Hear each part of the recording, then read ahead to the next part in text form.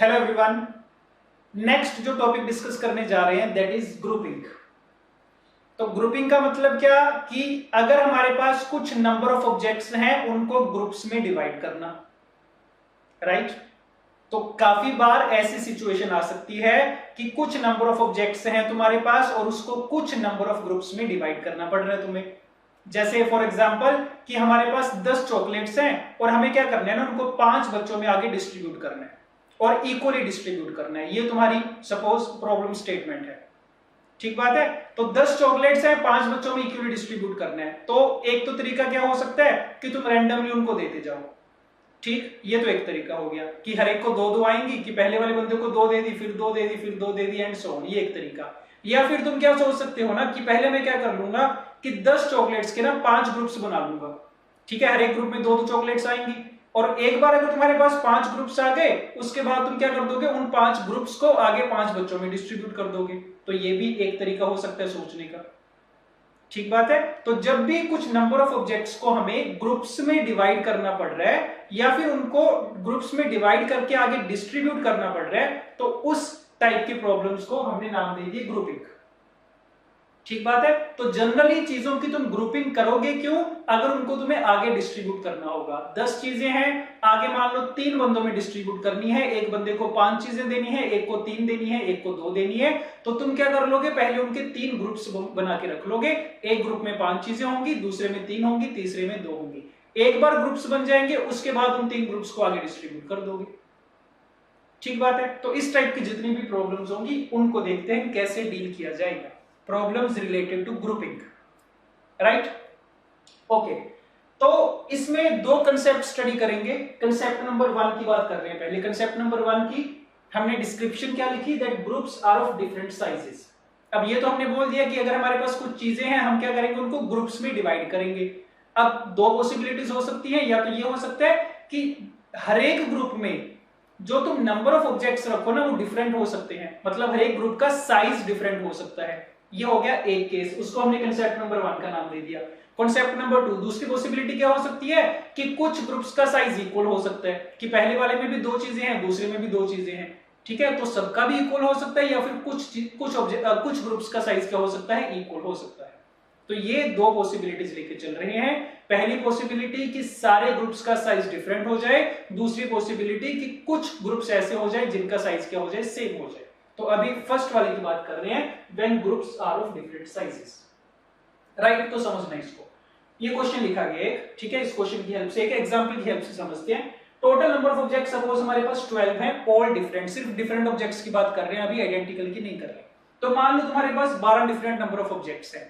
हमारा क्वेश्चन क्या है, फर्स्ट पार्ट में मान लो तुम्हें क्या करना है ना, इन 12 ग्रुप्स को इन 12 ऑब्जेक्ट्स को 2 ग्रुप्स में तुम्हें डिवाइड करना है। इनको 2 ग्रुप्स में डिवाइड करना है और उन ग्रुप्स का साइज क्या होना चाहिए, एक ग्रुप में 7 ऑब्जेक्ट्स होने चाहिए, दूसरे में 5 ऑब्जेक्ट्स होने चाहिए। तो तुम बताओ उनको कितने तरीकों से 2 ग्रुप्स में डिवाइड कर सकते हैं, राइट। तो इसको हमने एक टेबल की फॉर्म में बना लिया रादर देन स्टेटमेंट की फॉर्म में लिखने की, ठीक है। एक ही बात है। तो स्टेटमेंट क्या है तुम्हारी, find the number of ways of dividing 12 different objects into 2 groups when one group has 7 number of objects and the other group has 5 number of objects।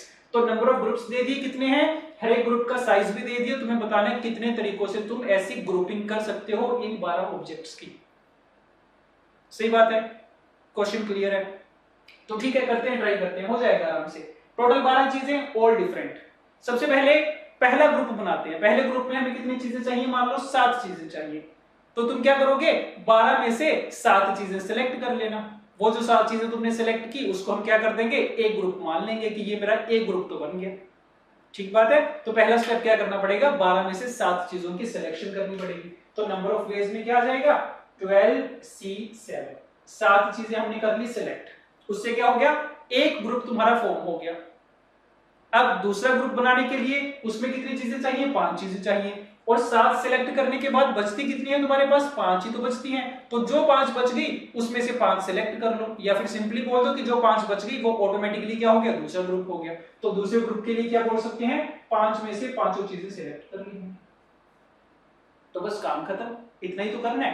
पहले 12 में से 7 चीजें सेलेक्ट की, वो एक ग्रुप बन गया, एक ढेरी बन गई तुम्हारे पास, एक बंडल बन गया। ठीक है, और उसके बाद जो बाकी 5 चीजें बच गई वो क्या हो गया, दूसरा ग्रुप हो गया ऑटोमेटिकली। तो इतने तरीकों से तुम इन 12 चीजों को इन 2 ग्रुप्स में डिवाइड कर पाओगे। ठीक बात है, तो इसकी कैलकुलेशन करके देखोगे कितना आएगा, ये तो 1 नहीं होता है, सो ये सिंपली किसके बराबर आ गया, 12 factorial upon 7 factorial into 5 factorial. ये बात ठीक है। तो फर्स्ट क्वेश्चन आराम से हो गया। तो समझ में आ गया होगा तुम्हें कि अगर हमें ग्रुपिंग करनी है ना, तो बेसिकली हम क्या कर रहे हैं, सिलेक्शन ही कर रहे हैं, एनसीआर वाली प्रॉपर्टी ही यूज कर रहे हैं और कुछ भी नहीं कर रहे। ठीक, coming to second part, again problem वही है, 12 डिफरेंट ऑब्जेक्ट्स हैं, उनको 3 ग्रुप्स में डिवाइड करना है, हर एक ग्रुप का साइज दे रखा है, एक ग्रुप में 6 नंबर ऑफ ऑब्जेक्ट्स, दूसरे में 2, तीसरे में 4। ठीक है, तो 12 ऑब्जेक्ट्स हैं, उनको 3 ग्रुप्स में डिवाइड करना है, तीनों का साइज है, तो कर सकते हैं। अगेन पहले 6 ऑब्जेक्ट्स वाला ग्रुप बनाना है, तो क्या करना पड़ेगा, 12 में से 6 ऑब्जेक्ट्स की सिलेक्शन करनी पड़ेगी, तो कर लो। So this is equal to 12C6, selection कर ली, एक ग्रुप आ गया तुम्हारे पास। उसके बाद क्या होगा, कितने ऑब्जेक्ट्स बच गए, 6 ऑब्जेक्ट्स बच गए, 6 की सिलेक्शन के बाद तुम्हें क्या करना है, 2 वाला ग्रुप बनाना है, तो क्या करोगे, उन 6 ऑब्जेक्ट्स में से 2 ग्रुप और सॉरी 2 ऑब्जेक्ट्स और सिलेक्ट कर लोगे, तो क्या मिल जाएगा, एक दूसरा ग्रुप मिल जाएगा, तो कर लो सिलेक्शन। सो इनटू 6C2, ये पहला ग्रुप बना था, दूसरा ग्रुप भी बन गया। अब कितने ऑब्जेक्ट्स बाकी बचे, 4 बचे, और तीसरे ग्रुप के लिए कितने चाहिए, 4 ही ऑब्जेक्ट्स चाहिए, तो 4 में से 4 सेलेक्ट कर लेंगे, इनटू 4C4, ये आ गया। अगेन सिंपल सिलेक्शन कर रहे हैं और कुछ नहीं कर रहे, पहले 6 ऑब्जेक्ट सिलेक्ट किए, एक ग्रुप क्रिएट हो गया, फिर 2 ऑब्जेक्ट सिलेक्ट किए, दूसरा ग्रुप क्रिएट हो गया, बाकी जो बच गए वो तीसरे ग्रुप में आ गए। इसकी भी कैलकुलेशन करके देखना क्या आएगा, ये तो 1 ही आ जाएगा, यहां से देखना 6 फैक्टोरियल आएगा, 2 फैक्टोरियल, 4 फैक्टोरियल, एक 6 फैक्टोरियल यहां से आएगा, ये कैंसिल आउट हो जाएगा, तो नेट रिजल्ट तुम्हें कितना मिलेगा ना, देख सकते हो अपने आप, 12 factorial upon this is 6 factorial into 2 factorial into 4 factorial, ये रिजल्ट आ जाएगा। तो इतने नंबर ऑफ वेज हैं जिससे तुम इन 12 ऑब्जेक्ट्स को इन 3 ग्रुप्स में डिवाइड कर पाओगे, राइट। सिमिलरली थर्ड पार्ट भी किया जा सकता है, 12 ऑब्जेक्ट्स हैं, उनको डिवाइड करना है 4 ग्रुप्स में, हर एक ग्रुप का साइज दे रखा है और सारे साइजेस क्या हैं, डिफरेंट लेके चल रहे हैं, क्योंकि हमारा केस ही वो चल रहा है जिसमें सारे ग्रुप्स क्या हों, डिफरेंट साइज के हों। ठीक है, तो एक ग्रुप का साइज 1, देन 2, देन 4, देन 5, तो ये भी कर लो। So this is equal to, सबसे पहले फर्स्ट वाले ग्रुप के लिए एक ऑब्जेक्ट सेलेक्ट करना होगा, कितने में से, 12 में से, 12C1, कितने ऑब्जेक्ट्स बचे, 11 बचे, उसमें से और कितने करने हैं, 2 और सिलेक्ट कर लो, दूसरा ग्रुप आ जाएगा, सो इनटू 11C2, 3 ऑब्जेक्ट्स की सिलेक्शन हो चुकी है, बाकी 9 बचे, 9 में से 4 और कर लो, तीसरा ग्रुप भी आ जाएगा, इनटू 9C4, बाकी 5 बचे, 5 में से 5 कर लो, चौथा ग्रुप बन जाएगा, ये बन गया। इसकी सब पे एनसीआर वाला फॉर्मूला लगाओगे, थोड़ी सिंप्लीफिकेशन करोगे, क्या रिजल्ट मिलेगा, this is equal to 12 factorial upon 1 factorial into 2 factorial, 4 factorial and 5 factorial, ये आ जाएगा। ठीक बात है, तो देख सकते हो तुम्हारे सामने है कि अगर कुछ डिफरेंट नंबर ऑफ ऑब्जेक्ट्स हैं और उनकी ग्रुप्स में तुम्हें डिवीजन करनी है, ठीक बात है, डिवीजन करनी है ग्रुप्स में, when each group is of different size, तो उसको सॉल्व करना हमें आगे, ठीक है, उसके साथ कैसे डील करेंगे पता चल गया हमें, राइट। अच्छा, अब इसमें ना, इसको अगर हम जनरलाइज करना चाहें तो यहां से ना एक पैटर्न समझ में आ रहा होगा तुम्हें, क्या पैटर्न समझ में आ रहा है कि फर्स्ट वाले केस में क्या हुआ था ना, टोटल 12 ऑब्जेक्ट्स थे, उनको 2 ग्रुप्स में डिवाइड करना था, उनके साइज क्या थे ना, एक का था 7, दूसरे का 5, तो नंबर ऑफ वेज कितने आए ना ग्रुपिंग के, कितने आ गए, 12 factorial upon 7 factorial into 5 factorial, 12 factorial कहां से आए, जितने टोटल ऑब्जेक्ट्स हैं उतने का फैक्टोरियल है, 7 फैक्टोरियल और 5 फैक्टोरियल कहां से आया, जितना जितना ग्रुप का साइज था उतने का फैक्टोरियल आ गया डिनोमिनेटर में। ये हो गया फर्स्ट पार्ट के लिए, राइट। सेकंड पार्ट में क्या हुआ, 3 ग्रुप्स में डिवाइड करना था, उनके साइज क्या थे, 6, 2 एंड 4, इसमें भी वही चीज हुई, जो नेट रिजल्ट आया नंबर ऑफ वेज वो कैसे आया, ऊपर आ गया टोटल नंबर ऑफ ऑब्जेक्ट्स का फैक्टोरियल, नीचे क्या आ गया, हर एक ग्रुप का जो भी साइज था उन सब का फैक्टोरियल आ गया मल्टीप्लाई में, डिनोमिनेटर में। एंड सिमिलरली नेक्स्ट वाले पार्ट में क्या होना चाहिए था, 12 factorial upon 1 factorial, 2 factorial, 4 factorial, 5 factorial, ये चीज आ गई। तो तुम्हें समझ में आ गया होगा पैटर्न देख के कि अब हम इसे जनरलाइज कर सकते हैं कि जितने भी नंबर ऑफ ऑब्जेक्ट्स होंगे, अगर n है सपोज, तो ऊपर हमेशा कितना आएगा, n फैक्टोरियल। अगर मान लो उनको 3 ग्रुप्स में डिवाइड करना है, सबका साइज डिफरेंट है, पहले में p नंबर ऑफ ऑब्जेक्ट्स हैं, दूसरे में q है, तीसरे में r है, तो number of ways of dividing कितने आएंगे, n factorial upon p factorial into q factorial into r factorial. तो यहां से समझ में आ रहा है। तो अगेन बार बार हमें ये सिलेक्शन करने की भी नहीं जरूरत है, नेक्स्ट टाइम से हम क्या कर लेंगे, ये रिजल्ट याद रख लेंगे। तो इसको भी मैं थोड़ी देर में लिख रहा हूं रिजल्ट के फॉर्म में, ठीक बात है। ठीक है, इतनी चीज समझ में आ गई है, ये हो गया हमारा एक स्टेप, सही। अब आगे सुनना ध्यान से। ये तो क्या हो गया ना, अगर तुमसे सिंपली बोला गया है कि 12 ऑब्जेक्ट्स हैं, उनको 2 ग्रुप्स में डिवाइड करना है, तो कितने तरीकों से कर सकते हो, तो उसका आंसर आ गया ये। अब आगे सुनना, इसको एक स्टेप और आगे एक्सटेंड करते हैं। अब तुम्हें क्या बोल दिया ना कि 12 ऑब्जेक्ट्स हैं, इनको इन 2 ग्रुप्स में डिवाइड करना है, उसके बाद क्या करना है ना, जब ग्रुप्स बन जाएंगे उनको आगे 2 लोगों में डिस्ट्रीब्यूट भी करना है। तो हमारा जो क्वेश्चन है that is basically number of ways of distributing, number of ways of distributing, ठीक। तो सुनना इसको दोबारा से, question is find the number of ways of dividing 12 objects into 2 groups of size 7 and 5 and then distributing it further to 2 people। तो पहले 2 groups में divide किया, उसके बाद आगे तुम्हें 2 लोगों में डिस्ट्रीब्यूट करना है। तो अब होगा क्या ना, अब इस वाले स्टेप तक क्या हुआ कि तुमने 2 ग्रुप्स तो बना लिए, मान लो उनके नाम रख दिए हमने, एक ग्रुप बन गया तुम्हारा G1, एक ग्रुप बन गया G2, 2 ग्रुप्स तुमने बना लिए, ठीक बात है। तो अब तुम्हारे सामने सिचुएशन क्या है ना कि 2 लोग हैं जिनको तुम्हें ये 2 ग्रुप्स डिस्ट्रीब्यूट करने हैं। तो एक बंदा है जिसको 7 ऑब्जेक्ट्स देने हैं, दूसरे बंदे को 5 ऑब्जेक्ट्स देने हैं, ठीक बात है। तो तुम करोगे क्या, तुम क्या बोल दोगे कि ये 2 ग्रुप्स हैं G1 G2 और 2 ही लोग हैं P1 P2। तो ये 2 ग्रुप्स आगे इन 2 लोगों में कितने तरीकों से डिस्ट्रीब्यूट हो सकते हैं, 2 फैक्टोरियल से डिस्ट्रीब्यूट हो सकते हैं, क्योंकि ये जो G1 है इसके लिए 2 चॉइसेस है कि ये P1 को भी जा सकता है, P2 को भी जा सकता है। तो जिसके पास G1 चला गया, उसके बाद G2 दूसरे के पास जाएगा। तो 2 चीजों को 2 लोगों में अरेंज करने के नंबर ऑफ वेज कितने होंगे, 2 फैक्टोरियल होंगे। तो आगे 2 फैक्टोरियल से तुम डिस्ट्रीब्यूट कर पाओगे। तो जो नेट रिजल्ट आ जाएगा number of ways of distributing, वो कितना आ जाएगा, 12 factorial upon 7 factorial into 5 factorial into 2 factorial. ये बात आ रही है क्या समझ में, ठीक है। तो तुम्हें पहले भी बताया था कि जनरली जब हम ग्रुपिंग करते हैं ना, चीजों को ग्रुप्स में डिवाइड करते हैं, तो उसका जनरली पर्पस क्या होता है कि ग्रुप्स में डिवाइड करने के बाद तुम्हें उनको आगे डिस्ट्रीब्यूट करना है। जैसे तुम्हें बताया था कि अगर 10 चॉकलेट्स हैं, ठीक बात है, उनको 5 बच्चों को तुम्हें डिस्ट्रीब्यूट करना है इक्वली। तो हमने क्या किया, पहले 5 ग्रुप्स बना लिए, हर एक में 2-2 चॉकलेट्स आ गई। उसके बाद नेक्स्ट स्टेप क्या होगा, वो जो 5 ग्रुप्स तुम्हारे पास बने हुए हैं उनको तुम रैंडमली डिस्ट्रीब्यूट कर सकते हो आगे 5 बच्चों में। तो हम क्या बोल देंगे, 5 ग्रुप्स को या फिर 5 ऑब्जेक्ट्स को आगे 5 लोगों में डिस्ट्रीब्यूट करने के तरीके, अरेंज करने के तरीके कितने हो जाएंगे, 5 फैक्टोरियल हो जाएंगे, ठीक बात है।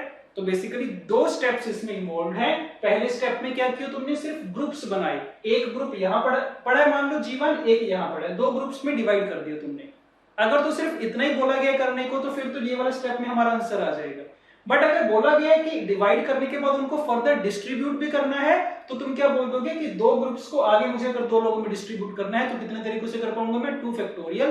तो जो नेट आंसर आएगा, number of ways of distribution आएगा, तो वो ये वाला हो जाएगा, मल्टीप्लाई में साथ में एक्स्ट्रा क्या हो जाएगा, 2 फैक्टोरियल हो जाएगा, ठीक है। तो होपफुली ये चीज क्लियर है। तो मतलब इसमें 2 टाइप के क्वेश्चन पूछे जा सकते हैं, या तो सिंपली ग्रुप बनाने को बोला जाएगा, या फिर आगे डिस्ट्रीब्यूशन करने के लिए भी बोल सकता है। तो बस अगर डिस्ट्रीब्यूट करने के लिए बोला गया तो एक ही काम करना पड़ेगा, साथ में इनटू उतने फैक्टोरियल से डिवाइड कर सकते हैं, ठीक है जी। ओके, सिमिलरली ऐसे जो सेकंड पार्ट है, 3 ग्रुप्स में डिवाइड करना था, बट अगर बोल दे साथ में कि आगे क्या करो, उनको 3 लोगों में डिस्ट्रीब्यूट भी करो, तो तुम क्या बोल दोगे, 3 ग्रुप्स आ चुके हैं तुम्हारे पास G1 G2 G3, इनको आगे 3 लोगों में डिस्ट्रीब्यूट करना है, P1 P2 P3 में। तो 3 चीजों को 3 लोगों में कितने तरीकों से डिस्ट्रीब्यूट कर पाओगे, 3 फैक्टोरियल से कर पाओगे। तो इसका नेट आंसर कितना आ जाएगा, ये सारा मल्टीप्लाई में एक्स्ट्रा क्या हो जाएगा 3 फैक्टोरियल हो जाएगा, तो ये चीज बन गई। ठीक बात है। एंड सिमिलरली नेक्स्ट वाले केस में भी 4 ग्रुप्स में डिवाइड करके आगे 4 बंदों में डिस्ट्रीब्यूट करना है, तो ये कितना आ जाएगा सेम तरीके से 12 factorial upon 1 factorial 2 factorial 4 factorial 5 factorial multiply में 4 फैक्टोरियल, राइट। तो हमारा फर्स्ट वाला जो केस है, फर्स्ट कंसेप्ट है जो groups are of different sizes, वो कंप्लीट है। देख लो इसको एक बार अच्छे से। दो चीजें पूछी जा सकती हैं, या तो क्या करो, या तो ये पूछेगा कि ग्रुप में डिवाइड कर दो। अगर सिर्फ इतना पूछा गया है तो उसके लिए जो रिजल्ट आना था वो भी हम यहाँ पे लिख रहे हैं कि जितने टोटल ऑब्जेक्ट्स हैं उतने का फैक्टोरियल हो जाएगा, अपॉन में जो ग्रुप के साइजेस हैं उनका फैक्टोरियल हो जाएगा। और ये आया कैसे वो तुम्हें पता है, सिलेक्शन करने के बाद ये रिजल्ट आया था तुम्हारे पास। या फिर दूसरी चीज क्या पूछी जा सकती है कि ग्रुप में डिवाइड करने के बाद उनको आगे डिस्ट्रीब्यूट करवा दो, तो उसके लिए भी तुम्हें तरीका पता ही है कि एक बार अगर तुम्हारे पास 2 ग्रुप्स बन गए तो उनको तुम 2 ऑब्जेक्ट्स मान के चलो, 2 डिफरेंट ऑब्जेक्ट्स मान के चलोगे, उनको आगे 2 बंदों में डिस्ट्रीब्यूट करना है। कितने तरीकों से कर पाओगे, 2 फैक्टोरियल से कर पाओगे। डिस्ट्रीब्यूट करने का मतलब अरेंज ही करना है बेसिकली, कि 2 चीजें हैं उनको 2 पर्संस में आपस में अरेंज करना है। पहली चीज पहले के पास चली गई, दूसरी चीज दूसरे के पास चली गई, या फिर पहली दूसरे के पास दूसरी पहले के पास। ठीक है, तो अगर आगे डिस्ट्रीब्यूशन करने के लिए बोला गया तो सिंपली उतने फैक्टोरियल से मल्टीप्लाई हो जाएगा एक एक्स्ट्रा, और कुछ नहीं, राइट। ओके, तो इसका मैं रिजल्ट लिख रहा हूं एक बार, उसके बाद चलेंगे केस नंबर 2 पे। When the groups are of same sizes और when at least 2 groups are of same sizes. ठीक है जी, तो लिख रहे हैं, रिजल्ट लिख रहे हैं इसके। ओके, ये 2 रिजल्ट्स लिखे गए हैं इसी के ऊपर बेस्ड। रिजल्ट नंबर 1 रीड कर लो। Number of ways of dividing n different objects into 3 unequal groups. Total n different चीजें हैं, 3 unequal groups में डिवाइड करना है। ग्रुप्स के साइज दे रखे हैं of sizes p q r such that p plus q plus r equal to n। ये देने का सिग्निफिकेंस क्या है कि मतलब जितने भी ऑब्जेक्ट्स थे सारे के सारे हमने यूज कर लिए ग्रुपिंग में। ठीक बात है। तो n ऑब्जेक्ट्स थे, उनके 3 ग्रुप्स बनाने थे। पहले ग्रुप में p नंबर ऑफ ऑब्जेक्ट्स आने चाहिए, दूसरे में q, तीसरे में r। तो कितने तरीकों से डिवीजन की जा सकती है, n factorial upon p factorial into q factorial into r factorial. जो हमने अभी सीखा था कि जितने टोटल है उतने का फैक्टोरियल ऊपर आ जाएगा, और जितने ग्रुप के साइजेस हैं उतने फैक्टोरियल क्या आ जाएंगे, मल्टीप्लाई में डिनोमिनेटर में आ जाएंगे। तो ये तो हो गया पहला रिजल्ट। ये तब यूज कर सकते हैं जब सिर्फ ग्रुपिंग करने के लिए बोला गया हमें। ठीक बात है। दूसरी पॉसिबिलिटी क्या होती है कि ग्रुपिंग करने के बाद हमें उनकी डिस्ट्रीब्यूशन भी करनी पड़ रही है, तो वो लिखा है दूसरे रिजल्ट में। देखो क्या लिखा गया है, number of ways of distributing n different objects into 3 persons. 3 लोगों में आगे डिस्ट्रीब्यूट करना है, such that 1 person gets p number of objects, other gets q and third gets r। एक बंदे को p मिलने चाहिए, दूसरे को q, तीसरे को r। p is not equal to q is not equal to r। ठीक है, तो मतलब कोई भी सेम नंबर ऑफ ऑब्जेक्ट्स किसी को नहीं मिलेंगे, सबको अलग अलग नंबर ऑफ ऑब्जेक्ट्स मिलेंगे। And p plus q plus r equal to n। तो इसके नंबर ऑफ वेज कितने हो जाएंगे, पहले उनकी ग्रुपिंग करेंगे, बाद में उनको 3 लोगों में अरेंज करेंगे 3 फैक्टोरियल तरीके से। ठीक बात है। टोटल n चीजें थी, उनको 3 लोगों में हमें डिस्ट्रीब्यूट करना था। एक को p मिलनी चाहिए, दूसरे को q, तीसरे को r। तो हमने डायरेक्टली डिस्ट्रीब्यूट करने की बजाय हमने क्या कर लिया, पहले 3 ग्रुप्स बना लिए उनके, कि एक ग्रुप में p ऑब्जेक्ट्स हैं, दूसरे में q है, तीसरे में r है। तो पहले स्टेप में ग्रुप बनाए गए हैं। एक बार ग्रुप बन गए G1, G2, G3, उसके बाद उन 3 ग्रुप्स को आगे 3 बंदों में डिस्ट्रीब्यूट करने के तरीके कितने हो गए, 3 फैक्टोरियल हो गए। ठीक है जी, तो ये दोनों रिजल्ट याद रख सकते हैं फॉर केस नंबर 1। ये तभी अप्लाई होंगे अगर सारे ग्रुप्स के साइज क्या है, डिफरेंट है। तो कंसेप्ट नंबर 2 अभी यहां पे सीखेंगे, when groups are of same size. Okay, next concept सीखते हैं। Concept number 2 is when some groups are of equal size. ठीक है, कुछ ग्रुप्स ऐसे हो जाए जिसमें इक्वल नंबर ऑफ ऑब्जेक्ट्स आ जाए। क्वेश्चन के थ्रू देखते हैं। क्वेश्चन लिखा गया है, find the number of ways of dividing 4 different objects into 2 groups of equal size. 4 objects हैं, उनको 2 ग्रुप्स में डिवाइड करना है, दोनों इक्वल साइज के होने चाहिए। तो मतलब दोनों में क्या होंगे, 2-2 ऑब्जेक्ट्स आने चाहिए। ये बात सही है, तो करते हैं इसको ट्राई। सो फर्स्ट, वैसे ही उसी तरीके से स्टार्ट कर सकते हैं, वही सेम अप्रोच रहेगी कि पहले वाले ग्रुप में 2 ऑब्जेक्ट्स चाहिए, तो क्या करो, 4 में से 2 की सिलेक्शन कर लो। तो कितना आ जाएगा, 4c2, 2 की सिलेक्शन कर ली, एक ग्रुप क्रिएट हो गया। बाकी जो दो बच गए वो ऑटोमेटिकली दूसरे ग्रुप में आ जाएंगे, या फिर ये बोल लो कि उन दो में से दो सेलेक्ट कर लो तो दूसरा ग्रुप बन जाएगा। तो इतना आंसर आना चाहिए। कितना बनेगा ये? This is equal to 4 factorial upon 2 factorial into 2 factorial, right. तो जैसे पिछले केस में किया था एग्जैक्टली सेम अप्रोच यूज की, तो सेम तरीके से हमारा रिजल्ट आ गया 4 factorial upon 2 factorial into 2 factorial. अब इसमें ना एक छोटी सी गलती हो गई है जो हमने मिस कर दी है, ठीक है। अब इसमें क्या होगा, सुनना इसको ध्यान से, कि मान लो तुम्हारे पास जो चार ऑब्जेक्ट्स थे ना वो कौन से थे? A B C D. हमने क्या किया, हम पहली बात तो जो सिलेक्शन कर रहे हैं ना, पहले दो ऑब्जेक्ट्स की सिलेक्शन की, फिर दो ऑब्जेक्ट्स की सिलेक्शन की, तो वन आफ्टर द अदर कर रहे हैं। इस चीज का ध्यान रखना कि जो सिलेक्शन की जा रही है, पहले दो ऑब्जेक्ट्स की सिलेक्शन की, उसके बाद दूसरे ऑब्जेक्ट्स की सिलेक्शन की है, तो इसका मतलब one after the other selection की गई है, ठीक बात है। तो तुम्हें एक वो करवाया था, तुम्हें एक टॉपिक करवाया था, ठीक है, जिसमें स्पेशली बताया गया था कि जब भी कॉम्बिनेशन अप्लाई करते हैं ना, तो इस चीज का ध्यान रखा जाता है कि अगर तुम selection one after the other कर रहे हो तो उसमें रेपिटेशन होने के चांसेस रहते हैं। तो जो हमने एक लेक्चर किया था अप्लाइंग कॉम्बिनेशन कीप क्वेश्चन वाला, तो उसमें तुम्हें बताया गया था कि जब भी सिलेक्शन करो वन आफ्टर द अदर, उस टाइम पे ध्यान रखना पड़ता है। तो वही सिचुएशन यहां पे भी क्रिएट हो रही है। देखो इसको ध्यान से, पहले तुमने क्या किया, दो ऑब्जेक्ट्स की सिलेक्शन की, तो मान लो वो दो ऑब्जेक्ट्स कौन से थे? ए और बी थे मान लो। तो तुमने क्या बोल दिया कि इन चार में से मैंने दो की सिलेक्शन कर ली, मेरे पास क्या आ गया? एक ग्रुप आ गया, और दूसरा ग्रुप ऑटोमेटिकली क्या बच गया? सी बच गया। तो ये एक केस है जो इसमें हमने काउंट किया है। या फिर दूसरा केस कौन सा हो सकता है कि जब तुमने चार में से दो ऑब्जेक्ट्स की सिलेक्शन की ना ग्रुप बनाने के लिए, तो कौन से किए तुमने? सी और डी किए होंगे, ये भी एक केस आया होगा, और बाकी जो दो बचे होंगे वो ए और बी बचे होंगे। तो ये एक केस है जो हमने यहां पे काउंट किया, ये दूसरा केस है जिसको हमने यहां पे काउंट किया। बट क्या ये दोनों केसेस एक्चुअल में डिफरेंट हैं या सेम होंगे? तो ये दोनों केस सेम केसेस हैं, क्योंकि पहले वाले ग्रुप में भी तुम क्या बोलोगे कि मैंने दो ग्रुप्स बनाए, एक ग्रुप में कौन से ऑब्जेक्ट्स हैं? ए बी हैं, दूसरे में सी डी। इसमें भी तुम सेम ही चीज बोलोगे कि मैंने दो ग्रुप्स बना के रख दिए हैं, एक ग्रुप में कौन कौन से ऑब्जेक्ट्स हैं? ए बी, और दूसरे में क्या है? C D. तो इसका मतलब ये वाले जो दोनों केसेस एक्चुअल में एक ही हैं, जो एक ही काउंट करना चाहिए हमें, उसको हम यहाँ पे दो बार काउंट कर चुके हैं। और ऐसा हुआ क्यों? क्योंकि हमने one after the other selection की है। तो जो पहले ऑब्जेक्ट सिलेक्ट किए थे दो और बाद में किए थे, उनका ऑर्डर भी यहाँ पे क्या हो गया? काउंट हो गया, जो कि हमें नहीं करना चाहिए था। तो क्या समझ में आ रहा है? तो ये समझ में आ रहा है कि हर एक केस ही ऐसे दो दो बार रिपीट हुआ होगा। तो इसका मतलब जो रिक्वायर्ड नंबर ऑफ वेज आने चाहिए वो कितने होंगे? इसके हाफ हो जाएंगे। So this is equal to 4 factorial upon 2 factorial into 2 factorial, ये तो आएगा ही आएगा, इसका भी हाफ हो जाएगा, 2 फैक्टोरियल अरेंजमेंट से डिवाइड हो जाएगा, सो इनटू 2 फैक्टोरियल, ये चीज आएगी। आ रही है बात समझ में? ठीक बात है। तो ये वाली सिचुएशन पहले क्यों नहीं क्रिएट हुई जब सारे ग्रुप डिफरेंट साइज के थे? तो उसमें होना पॉसिबल नहीं था, क्योंकि उसमें क्या था कि पहली बार हम कुछ डिफरेंट नंबर ऑफ ऑब्जेक्ट्स ले रहे थे, मान लो 3 ले रहे थे, तो पहली बार एबीसी ले लिया, दूसरी बार डी ले लिया। तो दूसरा केस आना पॉसिबल नहीं था कि पहले डी ले रहे हैं फिर एबीसी ले रहे हैं। तो ये वाली रेपिटेशन वाली सिचुएशन कब क्रिएट होगी? ये तभी क्रिएट हो सकती है जब ग्रुप क्या हो? इक्वल साइज के हो, जैसे कि अभी तुम्हारे सामने दिख रही है।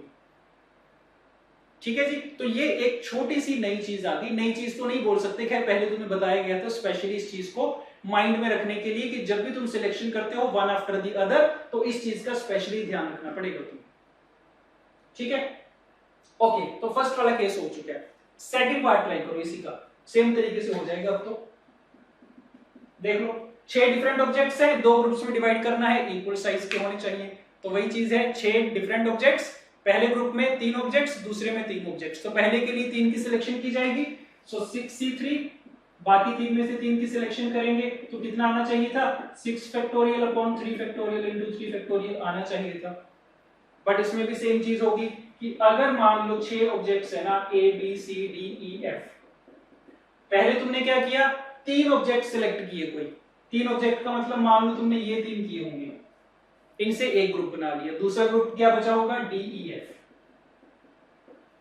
तो एक केस तुमने ये काउंट किया होगा कि पहले ग्रुप में ये 3 ऑब्जेक्ट्स हैं, दूसरे में ये 3, और इसी के कॉरस्पॉन्डिंग और कौन सा केस लिया होगा तुमने कि पहले ग्रुप में ये 3 और दूसरे में ये 3। सही बात है। तो पहले स्टेप में तुमने क्या किया, 3 ऑब्जेक्ट्स की सिलेक्शन की, या तो तुमने एबीसी की होगी तो डीईएफ बचा होगा, या तुमने पहले डीईएफ की होगी तो एबीसी बच गया होगा। तो अगेन ये जो 2 केसेस थे जो तुमने यहां पे काउंट किए, ये एक्चुअल में एक ही बार काउंट होना चाहिए, तो इसको भी क्या करना पड़ेगा, इनटू 2 से डिवाइड करना पड़ेगा। सो अपॉन इनटू 2 ऐसे करना पड़ेगा। 2 बोल लो, 2 फैक्टोरियल बोल लो, एक ही बात है, यहां पे मत करो, ठीक है। यहां पे करते हैं required number of veg. So this is equal to 6 factorial upon 3 factorial into 3 factorial into 2 factorial। तो ये आएगा। तो इसको इस पे मैं क्रॉस लगा देता हूं, कंफ्यूज मत होना, ठीक है। तो ये वाली चीज गलत है, सही बात है।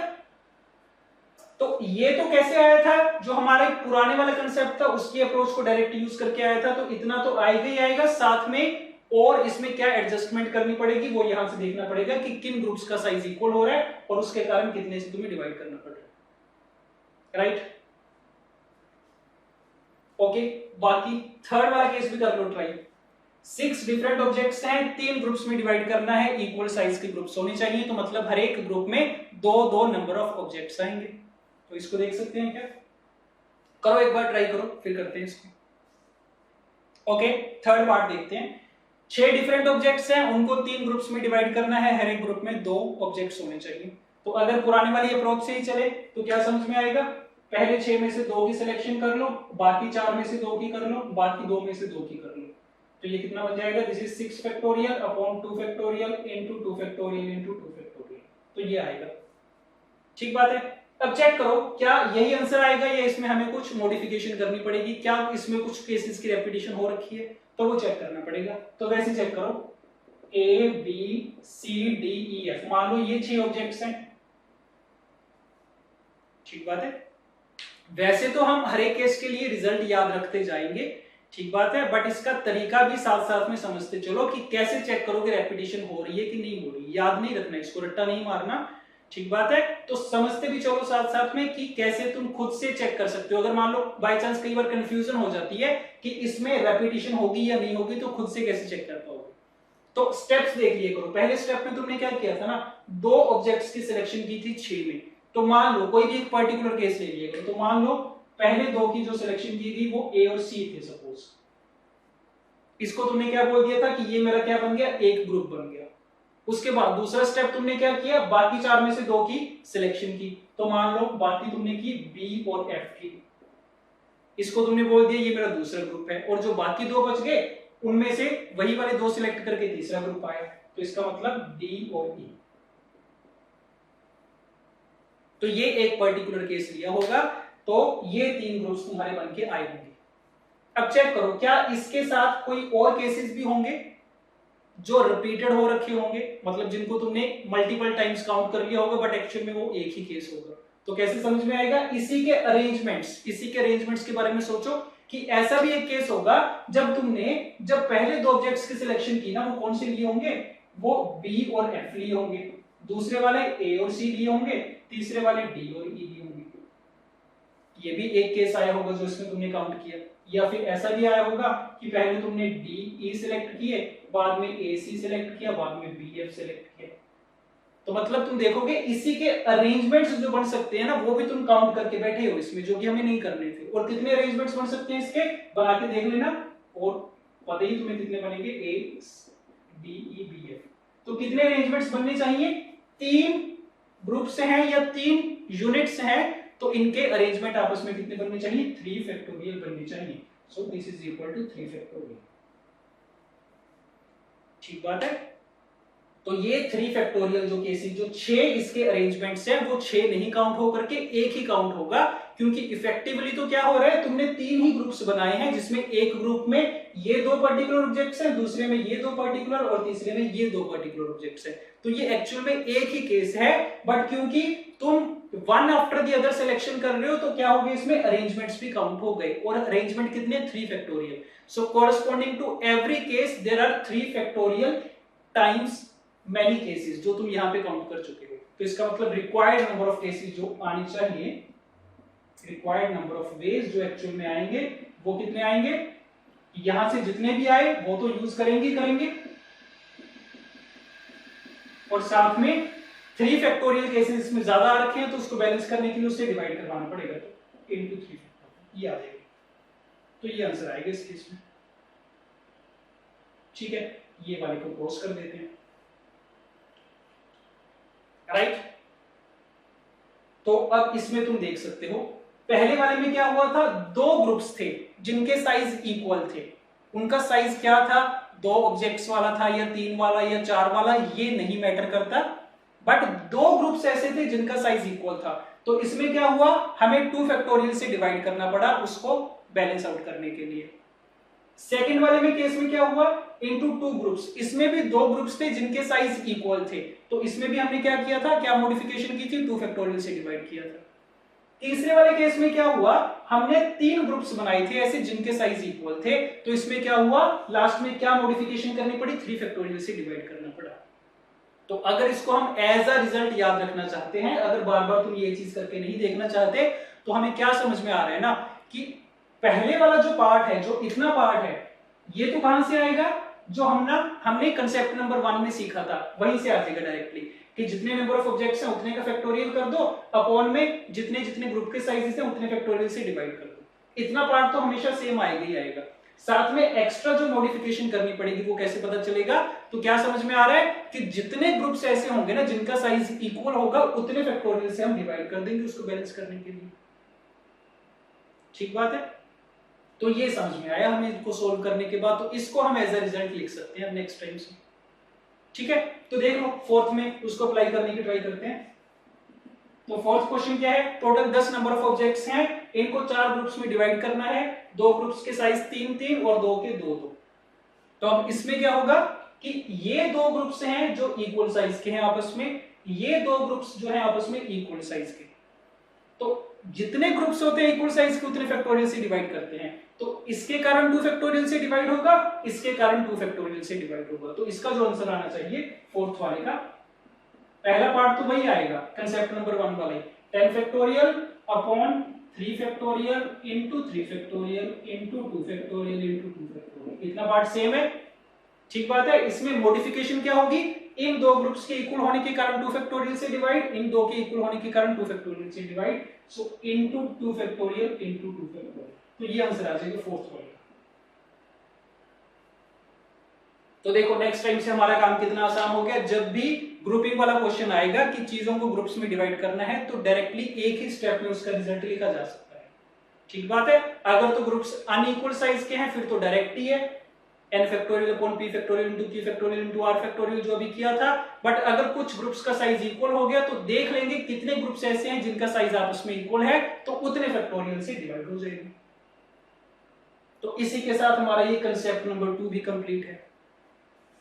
ठीक बात है, अब इसमें भी वो वाली चीज पूछी जा सकती है, ध्यान देना, इसमें थर्ड वाले में हमने क्या किया ना, 3 ग्रुप्स में डिवाइड तो कर लिया, इसमें भी एक फर्दर चीज पूछी जा सकती है कि 3 ग्रुप्स में डिवाइड करने के बाद उनको आगे 3 लोगों में डिस्ट्रीब्यूट भी करना है। तो अगर वो चीज पूछी जाए तो वही काम करेंगे, पहले ग्रुप्स बना लेंगे, इतने तरीकों से ग्रुप्स बनाए, उसके बाद आगे लोगों में डिवाइड करना है तो उसके कितने तरीके होंगे, 3 फैक्टोरियल तरीके ही होंगे उसके।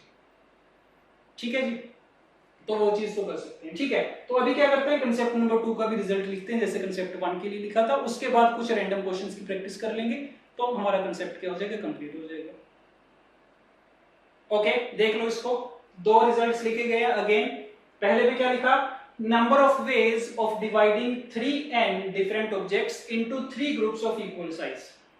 ठीक बात है, तो इतने नंबर ऑफ ऑब्जेक्ट्स हैं, 3 ग्रुप्स में डिवाइड करना है, हर एक में n ऑब्जेक्ट्स हो जाएंगे। अगर इक्वली डिवाइड करोगे तो उसका रिजल्ट कितना आएगा, 3n factorial upon n factorial into n factorial into n factorial, इतना पहले वाली अप्रोच से, और इनटू बैलेंस करने के लिए 3 फैक्टोरियल, क्योंकि 3 ग्रुप्स ऐसे हैं जिनका साइज इक्वल होगा। तो इस तरीके से इसको हमने मेंशन कर दिया। ठीक है, याद रख सकते हैं नेक्स्ट टाइम से।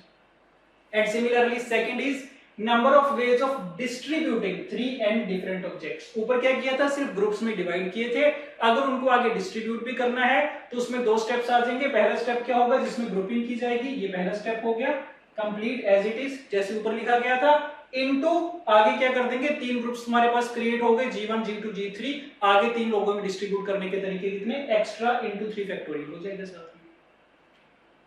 ठीक है जी, तो सेम तरीके से इस केस में भी 2 रिजल्ट्स हमारे पास क्रिएट हो गए और इसी के साथ ग्रुपिंग वाला पूरा कंसेप्ट हमारा कंप्लीट हो गया है, इसमें और कुछ भी नहीं है।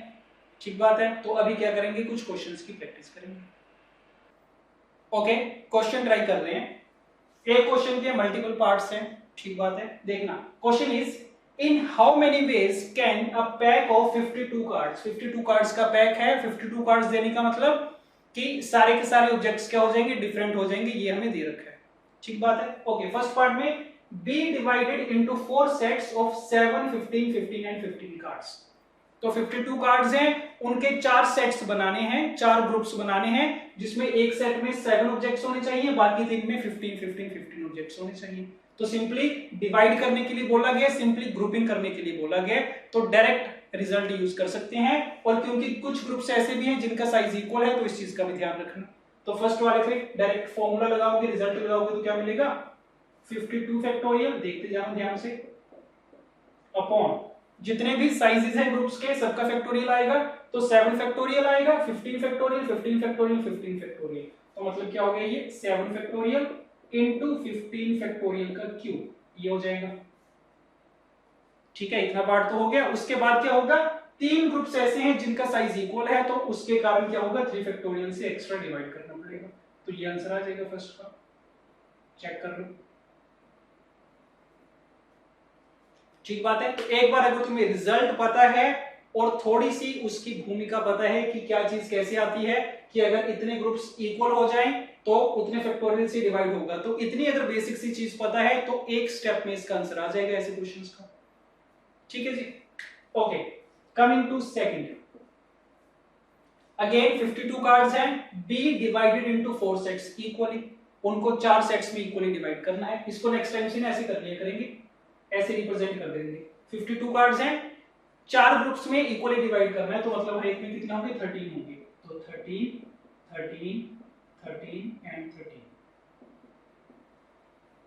ठीक बात है, तो कितने तरीकों से कर पाओगे, this is 52 factorial upon 13 factorial 13 factorial 13 factorial 13 factorial, तो कितना हो गया, 13 फैक्टोरियल की पावर 4, ये हो गया। अब चारों ग्रुप्स का साइज क्योंकि इक्वल है, तो उसके कारण क्या होगा, 4 फैक्टोरियल से डिवाइड करना पड़ेगा, ये आ जाएगा सेकंड वाले के लिए। ठीक बात है, बस एक चीज का ध्यान दे दिए करो, एक तो इक्वल ग्रुप्स का ध्यान देना पड़ेगा कि उसके कारण डिवाइड करवाना पड़ता है हमें एक्स्ट्रा, और दूसरी चीज का ये भी ध्यान दिया करो कि आगे ग्रुप्स को हमने डिस्ट्रीब्यूट भी करवाया या नहीं करवाया। तो इसमें सिंपली अभी डिवीजन चल रही है, ग्रुपिंग में डिस्ट्रीब्यूशन नहीं चल रही, तो यहां तक हम आंसर को छोड़ सकते हैं। ठीक है, coming to the third part, again 52 cards हैं, डिस्ट्रीब्यूट करवाना है, सबकी नंबर दे रखा है, हर एक ग्रुप का साइज दे रखा है, तो देख लो थर्ड वाले के लिए फिर से वैसे ही एक्सप्रेस करते हैं इसको। 52 है, 10 12 14 एंड 16, एक ग्रुप में 10 ऑब्जेक्ट्स हैं, देन 12 देन 14 देन 16। कितने तरीकों से डिस्ट्रीब्यूट करवा सकते हो, 4 प्लेयर्स में डिस्ट्रीब्यूट आ गया। पहला स्टेप क्या होगा, ग्रुपिंग होगी, एक बार 4 ग्रुप्स बन जाएंगे, उसके बाद उनको 4 लोगों में 4 फैक्टोरियल तरीके से बांट भी देंगे। तो ठीक है, कर लो इसको, कितना आ जाएगा, 52 का फैक्टोरियल, सबके साइज क्या है, डिफरेंट है, ठीक है, तो 10 factorial 12 factorial 14 factorial 16 factorial, grouping हो चुकी है कंप्लीट। उसके बाद 4 लोगों में डिस्ट्रीब्यूट करना है, तो मल्टीप्लाई का 4 फैक्टोरियल आ गया, 8 to 4, तो ये भी कंप्लीट है। ठीक बात है, बार बार वही काम चल रहा है, कुछ नया नहीं है, रिजल्ट अप्लाई कर रहे हैं directly. Coming to fourth part, be distributed equally among 4 players, 52 cards हैं, 4 प्लेयर्स को इक्वली डिस्ट्रीब्यूट करना है, तो पहले क्या करने पड़ेंगे, 4 इक्वल साइज के ग्रुप्स बनाने पड़ेंगे, उसके बाद आगे डिस्ट्रीब्यूट कर देंगे। तो इसी में मॉडिफिकेशन हो जाएगी थोड़ी सी। सो फोर्थ में क्या हो जाएगा, अगेन 52 है, सो 13 13 13 एंड 13, तो कितना आ जाएगा ये, 52 का फैक्टोरियल अपॉन 13 फैक्टोरियल की पावर 4, 4 का साइज इक्वल है, इसके कारण 4 फैक्टोरियल। ग्रुपिंग वाला पार्ट कंप्लीट हो चुका है जैसे कि ऊपर किया था। आगे 4 लोगों में डिस्ट्रीब्यूट करना है तो इनटू का 4 फैक्टोरियल दिया जाएगा। ये बात ठीक है, राइट? तो फोर्थ पार्ट भी कंप्लीट है। फिफ्थ पार्ट कर लो ट्राई। फिफ्थ में क्या लिखा गया? Distributing among 3 particular players. यहां पे थोड़ी सी स्टेटमेंट में ना लैंग्वेज में करेक्शन कर लो, डिस्ट्रीब्यूशन कर लो इसको, ठीक? तो next part is distribution among 3 particular players is even and fourth player gets 4 cards more. तो अगेन 4 प्लेयर्स में ही डिस्ट्रीब्यूट करना है 52 कार्ड्स को। When distribution among 3 particular players is even, even का मतलब बराबर, तो 3 पर्टिकुलर प्लेयर्स को बराबर के कार्ड्स मिलेंगे और चौथे को क्या मिलेंगे? 4 कार्ड्स ज्यादा मिलेंगे। तो फाइंड आउट कर सकते हैं कि कितने कितने के ग्रुप बनाने पड़ेंगे। तो मान लो एक प्लेयर को, ये जो 3 प्लेयर्स हैं ना जिनको बराबर के कार्ड्स मिलने, मान लो सबको x नंबर ऑफ कार्ड्स मिलने हैं, तो x x x 3x तो ये हो गए, चौथे को कितने मिलेंगे? x + 4 मिलेंगे। तो सबको ऐड अप करोगे कितना आएगा? 4x + 4 आएगा, इक्वल टू 52 रखोगे तो x की वैल्यू कितनी आ जाएगी? 12 आ जाएगी। तो इसका मतलब ये कि फिफ्थ पार्ट में जो ग्रुप्स के साइज तुम्हें मिलेंगे, तो 3 प्लेयर्स को तो 12 12 12 नंबर ऑफ कार्ड्स मिलेंगे और चौथे को 16 मिल जाएंगे। चेक कर लो, सही है? तो ये तो फाइंड आउट करना आसान है ही है ना, कि अगर 3 को बराबर मिलने हैं, चौथे को उससे 4 ज्यादा मिलने हैं, तो फाइंड आउट कर सकते हैं कि कितने कितने कार्ड्स मिलेंगे हर एक को, ये पता चल गया। तो अब फिर से वही काम है कि पहले क्या करेंगे? 4 ग्रुप्स बनाएंगे इतने साइजेस के, उसके बाद उसको 4 लोगों में डिस्ट्रीब्यूट कर देंगे। तो करो इसको, कैसे कर पाओगे? 52 का फैक्टोरियल अपॉन 12 फैक्टोरियल की पावर 3 हो जाएगी इंटू 16 फैक्टोरियल हो जाएगा। सो 12 फैक्टोरियल की पावर 3 इंटू 16 फैक्टोरियल। 3 ग्रुप्स ऐसे हैं जिनके साइज इक्वल हैं, उसके कारण 3 फैक्टोरियल से डिवाइड करना पड़ेगा, 3 फैक्टोरियल से डिवाइड होगी। इस वाले पार्ट तक क्या हो गया? ग्रुपिंग हमारी कंप्लीट होगी। अब आगे ना डिस्ट्रीब्यूशन करनी है, तो ध्यान देना क्या लिखा गया? Distribution among 3 particular players is even.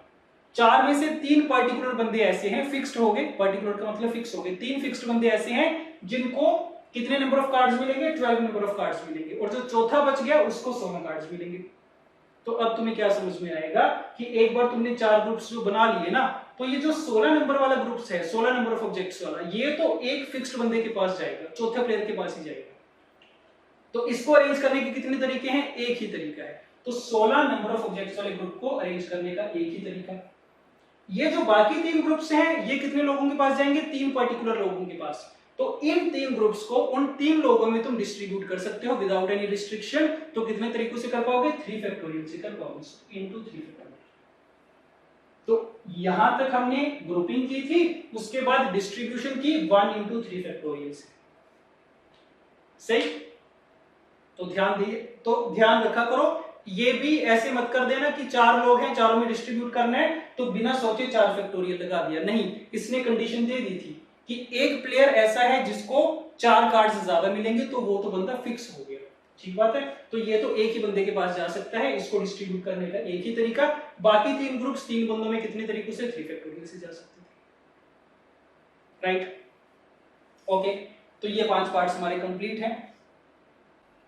Okay, आगे देखना, इसी क्वेश्चन के ना 2 पार्ट्स और ले रहे हैं बढ़िया वाले, देखना इसको ध्यान से। Again, in how many ways can a pack of 52 cards be distributed equally among 4 players such that each has a, k, q, j of the same suit। तो 52 कार्ड्स हैं, 4 प्लेयर्स में इक्वली डिस्ट्रीब्यूट करना है। Extra condition क्या आ गई ना कि हर एक प्लेयर के पास क्या होने चाहिए? ये 4 कार्ड्स होने चाहिए सेम सूट के। अब इसको सोचो कैसे डिस्ट्रीब्यूट कर पाओगे। ठीक बात है, ये 4 कार्ड्स होने चाहिए सेम सूट के। तो क्या समझ में आएगा ना कि ये 4 कार्ड्स कितने सूट्स होते हैं? 4 टाइप के सूट्स होते हैं टोटल। स्पेड्स होता है, क्लब्स होता है, हार्ट्स होता है एंड डायमंड होता है। 4 टाइप के सूट्स होते हैं। तो इनके पहले तो इनके ग्रुप्स बना लेते हैं। जैसे मान लो A K Q J है ना,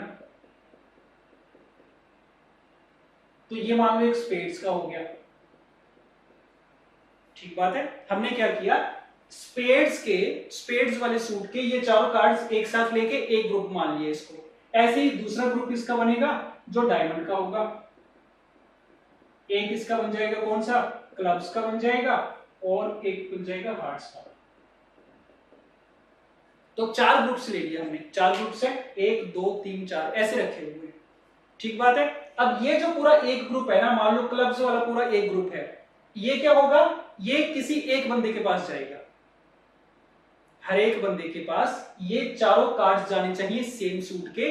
तो हमने सेम सूट के ऐसे करके 4 ग्रुप्स बना लिए, एक ऐसा ग्रुप बना लिया, एक ऐसा सेट बना लिया जिसमें चारों कार्ड्स क्लब्स के हैं, एक में चारों स्पेड्स के हैं, एक में चारों डायमंड के, एक में चारों हार्ट्स के। तो अब होगा क्या कि क्या करो, ये एक ग्रुप उठा के एक बंदे को दे दो, दूसरा ग्रुप उठा के दूसरे को दे दो, तीसरा उठा के तीसरे को दे दो, चौथा उठा के चौथे को दे दो। तो उससे ये इंश्योर हो जाएगा कि हर एक बंदे के पास चारों कार्ड्स चले गए हैं सेम सूट के, ठीक बात है। तो हमारे सामने सिचुएशन क्या आई कि पहला काम क्या करो, क्योंकि इन 4 पत्तों पे कंडीशन है तो इन चारों के ही ग्रुप्स बना लो। तो हमें क्या समझ में आया कि एक ही तरीका है इनके ग्रुप्स बनाने का, क्योंकि एक ग्रुप में चारों स्पेड्स आएंगे, एक में क्लब आएंगे, एक में डायमंड, एक में हार्ट्स। तो अब ये जो 4 ग्रुप्स बन रहे हैं ना, इन 4 ग्रुप्स को तुम आगे 4 लोगों में डिस्ट्रीब्यूट कर सकते हो विदाउट एनी रिस्ट्रिक्शन। तो 4 ग्रुप्स को 4 प्लेयर्स में डिस्ट्रीब्यूट करने के तरीके कितने होंगे, 4 फैक्टोरियल होंगे। This is equal to 4 factorial, ठीक बात है। यहां से जो 4 बंडल्स बने थे तुम्हारे पास, 4 सेट्स बने थे इन 4 कार्ड्स के जो कि सेम सूट के थे, उनको तुमने आगे 4 प्लेयर्स में डिवाइड कर दिया। कितने तरीकों से कर पाओगे डिस्ट्रीब्यूट, 4 फैक्टोरियल तरीकों से। तो अब सिचुएशन क्या है, हर एक प्लेयर के पास 4-4 कार्ड्स पहुंच चुके हैं, ये वाले सेम सूट के। अब बाकी कितने कार्ड्स बचे, कितने कम हो गए हैं, चेक कर लो, 4 4 4 4 16 कम हो गए हैं, 36 बचते हैं। तो वो जो 36 कार्ड्स बचे वो अब क्या कर देंगे, बाकी 4 प्लेयर्स में इक्वली डिस्ट्रीब्यूट कर देंगे, ठीक है। तो 36 कार्ड्स हैं, 4 में इक्वली डिस्ट्रीब्यूट करना है, हर एक में कितने जाएंगे, 9 9 जाएंगे। तो कितने तरीकों से डिस्ट्रीब्यूट कर पाओगे, सो 36 का फैक्टोरियल अपॉन 9 फैक्टोरियल, 9 फैक्टोरियल 4 बार आएगा तो इंटू 4 हो गया, ये हो गया। क्योंकि चारों ग्रुप्स इक्वल साइज के हैं तो 4 फैक्टोरियल से डिवाइड हो जाएगा, सही बात है। तो ग्रुप्स बना लिए हमने, 36 के 4 ग्रुप्स बना लिए इक्वल साइज के। उसके बाद क्या होगा, इन 4 ग्रुप्स को भी आगे डिवाइड करना है, डिस्ट्रीब्यूट करना है, सॉरी 4 लोगों में। तो डिस्ट्रीब्यूट करने के तरीके कितने, इंटू 4, तो ये आंसर आ जाएगा, ठीक है जी। So this is 4 factorial into 36 factorial upon 9 factorial to the power 4. This is the result. ठीक है, तो इक्वली डिस्ट्रीब्यूट करना तो हमें आता ही है। अगर सिंपली बोला जाता कि 36 कार्ड्स हैं, 4 लोगों में इक्वली डिस्ट्रीब्यूट करना है तो सिर्फ इतना पार्ट आ जाता। बट इसके अलावा भी एक कंडीशन थी कि ये जो 4 कार्ड्स हैं सेम सूट के, इसको भी हर एक प्लेयर को तुम्हें डिस्ट्रीब्यूट करना पड़ेगा। तो उसके तरीके कितने आए थे, 4 फैक्टोरियल आए थे। ओके, तो 6th part is done. 7th part try करो, उसी के जैसा है, ये सारी स्टेटमेंट सेम है, मैंने दोबारा नहीं लिखी। 4 प्लेयर्स में इक्वली डिस्ट्रीब्यूट करने हैं 52 cards such that each player has A, K, Q, J of any suit. तो हर एक बंदे के पास ये 4 कार्ड्स तो जानी चाहिए, वो किसी भी सूट के हो सकते हैं, अलग अलग सूट के भी हो सकते हैं, सेम के भी हो सकते हैं। तो ये ट्राई करो, कैसे करोगे 7th पार्ट। फिर से वही काम करना, पहले तो यही कंडीशन फुलफिल करेंगे कि ये चारों कार्ड्स ना चारों प्लेयर्स को दे देंगे। जब ये वाली कंडीशन फुलफिल होगी उसके बाद क्या करेंगे, बाकी जितने कार्ड्स बचे उनको हम ग्रुपिंग करके डिस्ट्रीब्यूट करवा देंगे नॉर्मल तरीके से, ठीक बात है। तो अब ये देखते हैं ये कैसे सारे प्लेयर्स तक पहुंचाए जाए ये वाली चारों कार्ड्स। तो तुम्हें क्या समझ में आएगा, सबसे पहले अगर ए की बात करें ना, ए वाला जो कार्ड है, ए कितने कार्ड होंगे, ए वाले 4 होंगे ना। तो मान लो A1, A2, A3, A4, 4 ACs होंगे हमारे पास। तो हर एक प्लेयर के पास एक एस जाना चाहिए। तो क्या करो, ये 4 एस को 4 प्लेयर्स में डिस्ट्रीब्यूट कर दो। कितने तरीकों से कर पाओगे, 4 फैक्टोरियल से कर पाओगे। तो ये 4 फैक्टोरियल से हो जाएंगे। सिमिलरली जो क्वींस होंगी, Q1, Q2, Q3, Q4, 4 queen's होंगी, हर एक प्लेयर के पास एक क्वीन जानी चाहिए। 4 क्वींस को 4 प्लेयर्स में कितने तरीकों से डिस्ट्रीब्यूट कर पाओगे, 4 फैक्टोरियल। एंड सिमिलरली किंग के लिए भी 4 फैक्टोरियल आएगा और जैक के लिए भी कितना आ जाएगा, 4 फैक्टोरियल आ जाएगा। तो इसका मतलब नंबर ऐसे आपको समझ चला जाएगा, ठीक है। तो इसका मतलब क्या हो गया कि इन 4 कार्ड्स को A, Q, K and J, इनको आगे प्लेयर्स में डिस्ट्रीब्यूट करने के तरीके कितने, 4 factorial into 4 factorial into 4 factorial into 4 factorial. तो कितना बन गया, 4 फैक्टोरियल की पावर 4 बन गया। तो इससे क्या हो गया, ये वाली कंडीशन हमने फुलफिल कर दी, चारों प्लेयर्स को ये चारों कार्ड्स जा चुके हैं। अब बाकी कितने कार्ड्स बचे, 36 बचे, उनको इक्वली डिस्ट्रीब्यूट करना है। तो जैसे पहले करवाया था यही वाली चीज आ जाएगी एग्जैक्टली। सो 36 का फैक्टोरियल अपॉन 9 फैक्टोरियल की पावर 4 इंटू 4 फैक्टोरियल, ये ग्रुपिंग हो गई, आगे डिस्ट्रीब्यूशन करवाई तो 4 फैक्टोरियल हो। तो ये आंसर आ गया। ठीक है जी। तो फिर से वही चीज है, वेरिएशन तो जितनी मर्जी बनाई जा सकती है, एज लॉन्ग एज तुम्हें ये कंसेप्ट समझ में आ गया कि ग्रुपिंग कैसे करते हैं, उसके बाद उसके डिस्ट्रीब्यूशन कैसे करते हैं, तो कोई दिक्कत नहीं आएगी। Right, okay. ये 3 क्वेश्चंस लिखे हुए हैं, इनको ट्राई करते हैं one by one. Question number 1 की स्टेटमेंट रीड कर लो। 8 different toys are to be distributed among 8 children. Find the number of ways this can be done such that exactly one child gets no toy. 8 different toys हैं, 8 बच्चों में distribute करने हैं। Condition क्या है, exactly एक बच्चा ऐसा होगा जिसको कोई भी टॉय ना मिले। तो कितने तरीकों से तुम डिस्ट्रीब्यूशन कर सकते हो, तो क्या समझ में आएगा कि एक बच्चा तो ऐसा है जिसको कोई भी टॉय नहीं मिलेगा। एक काम तो क्या करेंगे, पहले 8 में से उस एक बच्चे को सिलेक्ट कर लेंगे। ठीक बात है। एक फर्स्ट वाले के लिए पहला स्टेप तो ये करो कि number of ways of selecting one child जिसको कोई भी टॉय नहीं मिलेगा, who gets no toy। ये बात ठीक है। तो ये कितने तरीकों से कर लेंगे, 8C1 से कर लेंगे। ये एक काम तो हो गया। अब वो वाला बच्चा तो ग्रुप से बाहर हो गया। अब सिचुएशन क्या बचती है कि 8 डिफरेंट टॉयज है, उनको 7 बच्चों में हमें डिस्ट्रीब्यूट करना है। तो क्या कर लेंगे, पहले क्या करो ना, 7 ग्रुप्स में डिवाइड कर लो 8 टॉयज को। एक बार अगर तुम 7 ग्रुप्स में डिवाइड कर पाओ, उसके बाद हम क्या करेंगे, उन 7 ग्रुप्स को उठा के आगे 7 बच्चों में डिस्ट्रीब्यूट करवा पाएंगे। तो अब ये सोच के बता दो कि इन 8 टॉयज को 7 ग्रुप्स में कैसे डिस्ट्रीब्यूट करोगे, तुम कैसे डिवाइड करोगे 7 ग्रुप्स में। तो अगर हमें ग्रुप के साइज पता चल जाए ना कि जो मैं 7 ग्रुप्स में डिवाइड करने वाला हूं, हर एक ग्रुप का साइज कितना है, तो हम डिवाइड कर पाएंगे, फिर हम फॉर्मूला यूज कर पाएंगे। तो सोच के देखो, क्या बता पाएंगे कि अगर 8 चीजों को 7 ग्रुप्स में हमें डिवाइड करना है तो ग्रुप्स के साइज क्या क्या हो सकते हैं। सोच के देखो इसको, तो क्या समझ में आएगा। 8 चीजें हैं, 7 ग्रुप्स बनाने हैं, तो ये पता चलेगा कि 1 1 3 4 5 ग्रुप्स बन गए, ये बन गए 6 और ये बन गए 7। चेक करके देखो, 8 चीजों को 7 ग्रुप्स में बांटना था, ठीक बात है। तो 5 ग्रुप्स तो ऐसे होंगे जिसमें एक एक ही चीज होगी, एक एक ही ऑब्जेक्ट होगा, और एक ग्रुप ऐसा होगा जिसमें 2 ऑब्जेक्ट्स होंगे। क्या इसके अलावा और कोई पॉसिबिलिटी बन सकती है, कोई और तरीका है ग्रुप्स में डिवाइड करने का? नहीं कर पाओगे।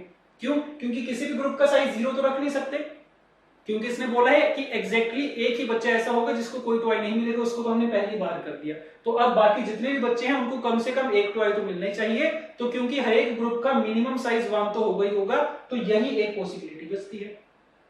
तो अब हमारे सामने सिचुएशन क्या आ गई, 8 चीजें हैं, उनको 7 ग्रुप्स में डिवाइड करना है, सारे साइजेस हमें पता है, तो कर पाएंगे। तो ग्रुप्स में डिवाइड करने के तरीके कितने हो जाएंगे, 8 फैक्टोरियल, 1 फैक्टोरियल मल्टीप्लाई होगा आपस में, जितनी बार मर्जी हो जाए कोई दिक्कत नहीं है, एक 2 फैक्टोरियल आ जाएगा। सो 1 फैक्टोरियल की पावर 6 इंटू 2 फैक्टोरियल, ये हो गया। और इसमें ये 1 2 3 4 5 6 ग्रुप्स ऐसे हैं जिनके साइज क्या है, इक्वल है, तो उसके कारण क्या होगा, 6 फैक्टोरियल से डिवाइड करना पड़ेगा। ये बात ठीक है। तो इतने तरीकों से हमने क्या कर ली, ग्रुपिंग कर ली, ठीक बात है। एक बार ग्रुप बन गए, 7 ग्रुप्स बन गए, उनको आगे 7 बच्चों में डिस्ट्रीब्यूट करना है। कितने तरीकों से कर पाओगे, इनटू 7 फैक्टोरियल से कर पाओगे। तो ये तुम्हारे पास आ गए number of ways of distribution या distributing, number of ways of distributing 8 toys among 7 children. ये बात सही है।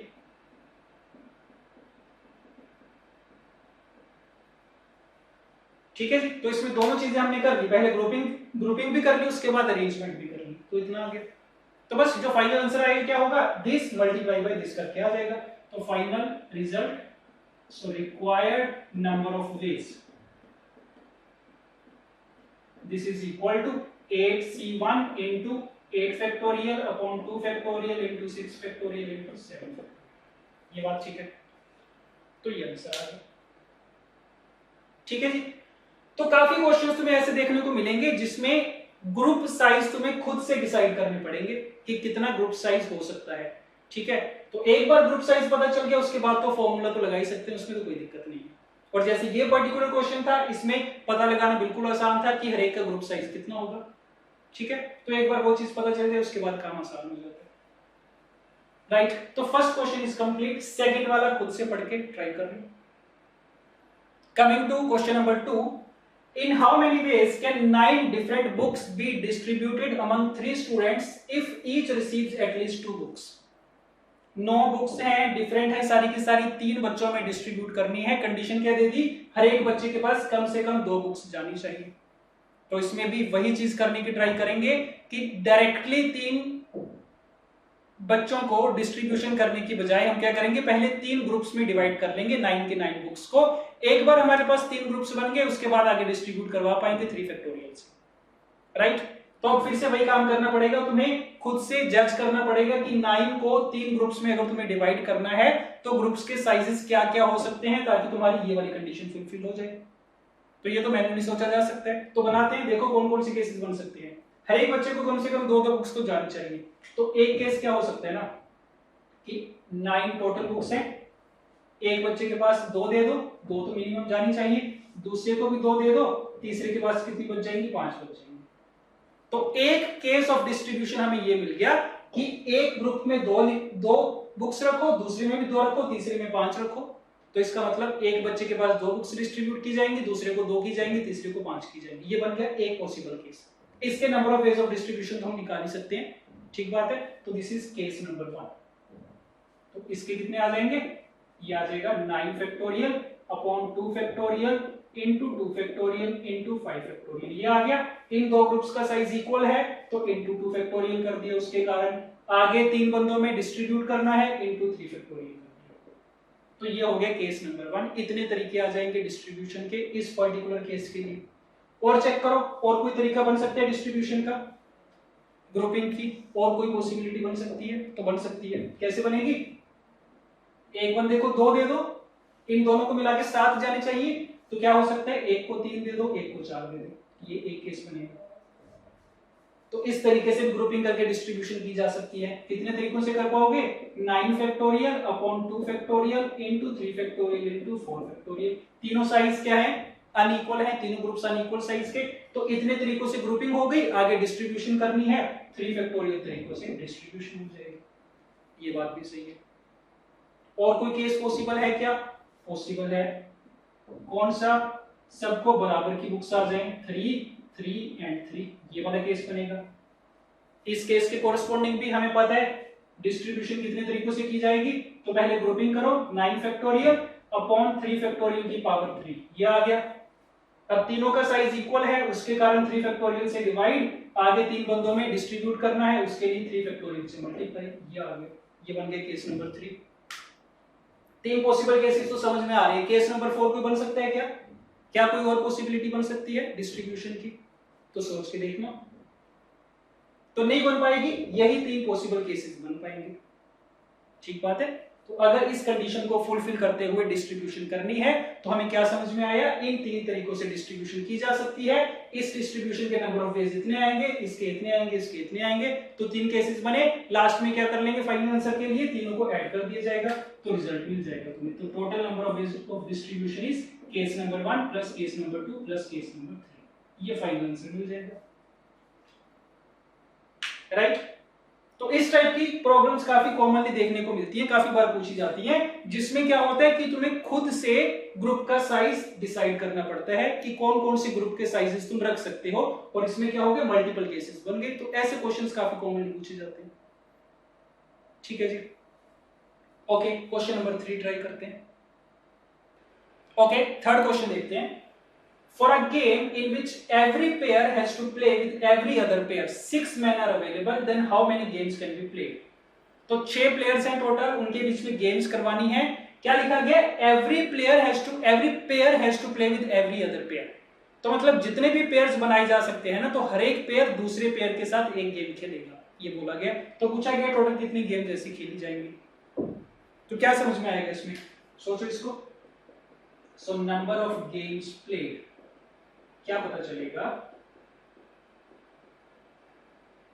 सबसे पहले तो पेयर्स की बात चल रही है कि हर एक पेयर हर एक दूसरे पेयर के साथ खेलेगा। तो पहला काम तो क्या करेंगे ना, हमें पेयर्स क्रिएट करने पड़ेंगे। तो अगर 6 प्लेयर्स हैं, 6 प्लेयर्स के कितने पेयर्स बना सकते हो तुम? 3 पेयर्स बना सकते हो। तो पहला काम तो क्या करो, 6 प्लेयर्स को 3 पेयर्स में डिवाइड कर लो। एक बार तुम्हारे पास 3 पेयर्स आ गए तो एक गेम करवाने के लिए तुम्हें क्या करने पड़ेंगे, उन 3 पेयर्स में से 2 पेयर सिलेक्ट करने पड़ेंगे। तो जितने तरीकों से तुम 2 पेयर सिलेक्ट कर पाओगे उतनी नंबर ऑफ गेम्स प्ले हो जाएंगे उनके बीच में। ठीक बात है? तो समझ में आ रहा है कि हमें यहाँ पे ना 2 एक्टिविटीज करनी पड़ेंगी, 2 स्टेप्स करने पड़ेंगे। पहले स्टेप में 6 प्लेयर्स को 3 पेयर्स में डिवाइड करो, उसके बाद क्या करेंगे, 3 पेयर्स में से 2 पेयर्स की सिलेक्शन कर लेंगे, उससे क्या हो जाएगी, उनके बीच में एक गेम उससे क्रिएट हो जाएगी। ठीक है, तो बस यही करना है। तो क्या लिख सकते हैं, number of games played is equal to number of ways of dividing 6 men in 3 pairs। ये लिखा जा सकता है, 6 लोगों के पहले 3 पेयर्स बना लो, मल्टीप्लाई, एक बार पेयर्स बन गए, then number of ways of selecting 2 pairs